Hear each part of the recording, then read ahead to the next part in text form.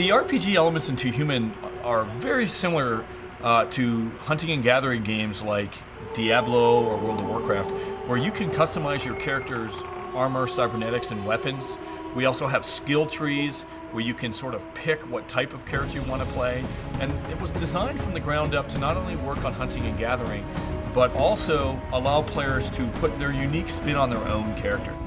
One of the really unique and important things about Too Human is that it's a combination of action and role-playing. And in order to do that properly, we really had to make sure that the action complemented the role-playing and the role-playing complemented the action. As you go throughout the game, you're going to find hundreds and hundreds of thousands of different weapon combinations and items. But what's really important is the way you find the items. You'll find items through exploring. You'll be able to find obelisks, which are basically treasure chests, and you'll have to look around the levels and explore, and your buddy in the corner might find one and call you over and you guys can loot the obelisk. You'll have to kill enemies, you'll have to defeat the bosses, and you'll have to loot them. In many games like World of Warcraft or Diablo, it's all statistically based, where you will initiate an attack, a random number is rolled, and you either hit or miss, and a certain percentage damage is done through all these calculations. Too Human is very kinetic. So all of the action is upfront, it's all exposed for an action player, and all of their twitch movements and those type of things reflect directly on them. The damage calculations and the way we do collisions is all based off the action genre. So if you shoot a gun off in a random direction, even though you have someone targeted, if you miss, you miss. When you augment that with all of the things that the RPG brings, and you start bringing in things that are not only statistical based, where you're hitting guys and you're doing critical attacks, and suddenly you're getting bonus damages from those type of things, but you're also bringing in things that actually play with the gameplay. Things like increasing the juggle height when you serve a guy up in the air. You start powering up that stat, and suddenly you're sending guys into the stratosphere. Then you've got all the statistical bonuses and all the different looks of all the different weapons with all the different special attacks. So it really is widely varied, and you combine that with all the classes and all the skill trees. It's quite an array of combinations and permutations that we think will keep gamers happy for a long time. One of the things that's very key actually with Too Human is all of the themes resonate throughout in all of the different areas of the game, and having the gods is a lot more than just a story-driven point or some kind of a thematic setting. It's actually ingrained in all of the gameplay. We did a lot of research into Norse mythology. We love Norse mythology. It's fatalistic. All the gods know that they're going to die in the upcoming Ragnarok, but they meet it with a grim determination. And it's not like in today's society that we can really avoid how technology is affecting us. When we were looking for inspiration for Too Human, we happened to stumble upon this video, this documentary by Howard Beirak, and we contacted him and the Norwegian Film Committee to see if we could actually look at this and use part of it for the diaries, which we'd like to show everyone here today.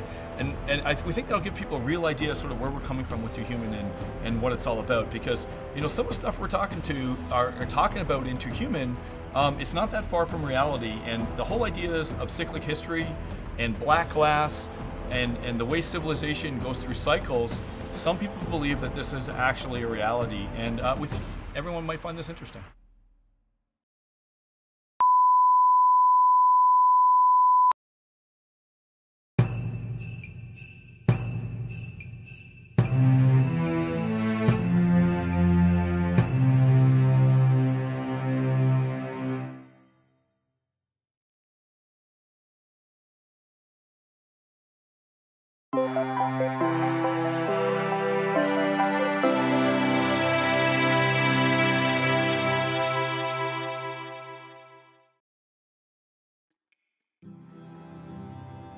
Here's for instance a passage from the Prose Edda that introduces Balder and sings his praises.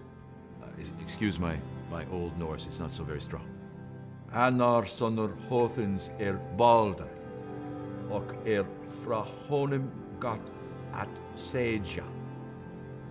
Han sva fagur a litum og bajatar sva at lýsar af honum. Han vitrasser, asa og fegursta, tathor og lík nasamester.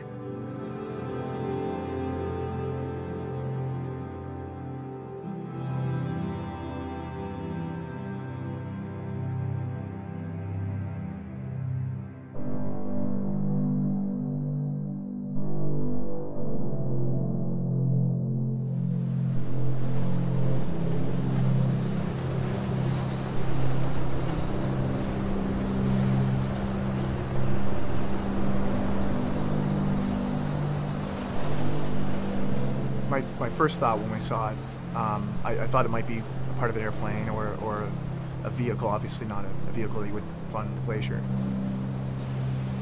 It was clearly mechanical. It looked humanoid, and based on where we found it, it was probably thousands of years old, if not hundreds of thousands of years old. It's possible.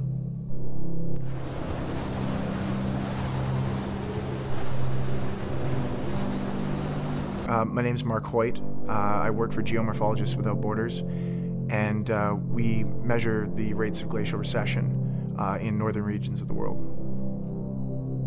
Ich bin Nils Meyer, ich bin Teil einer internationalen Organisation, GUAB, die den Rückgang und die Schmelzrate der skandinavischen Gletscher untersucht. Wir waren in der letzten Zeit des Öfteren dort oben im Norden und haben einige Messungen vorgenommen. Diesmal haben wir aber was Bemerkenswertes gefunden, was wir mit Sicherheit so nicht erwartet haben. My name is Lawrence Dixon. I'm the author of Obscured Actualities, Myths and Prehistory. Now, I hold, excluding the notion that a myth is a lie, I hold that there's validity, indeed, in all of these complementary understandings of the nature of myth. But my own addition to this subject is the possibility, I'm being very cautious here, the possibility that these stories we call myths are much closer to history than we assume. Initially it was Niels and I in the region. You don't need too many people to do this kind of work. We're just taking very general measurements of very large objects. But once we discovered this thing, it was a complete circus. Ich habe beim ersten Anblick an ein Autoteil gedacht.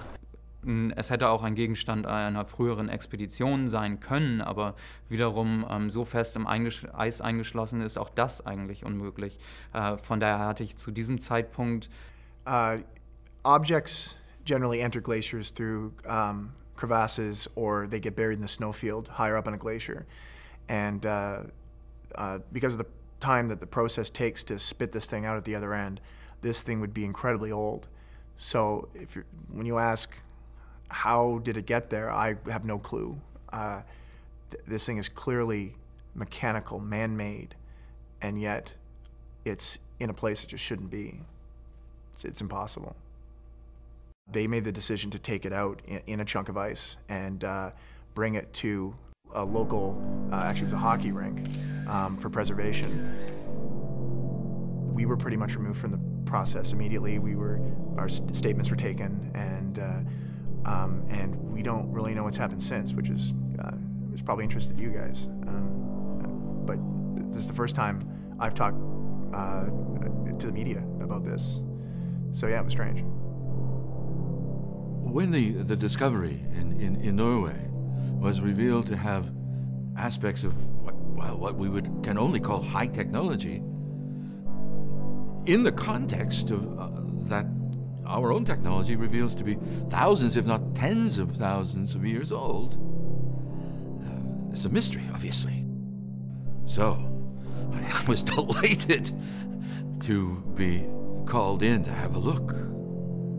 And as I said when I began to speak here, any caution I have has nothing to do with any doubts about the importance of this, but simply I don't want to have my own desire that this be true overwhelm my own scholarly equipment.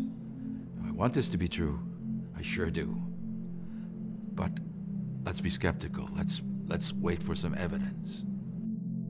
So there it was in this ice rink somewhere in Norway, in a block of ice. Here is this goblin.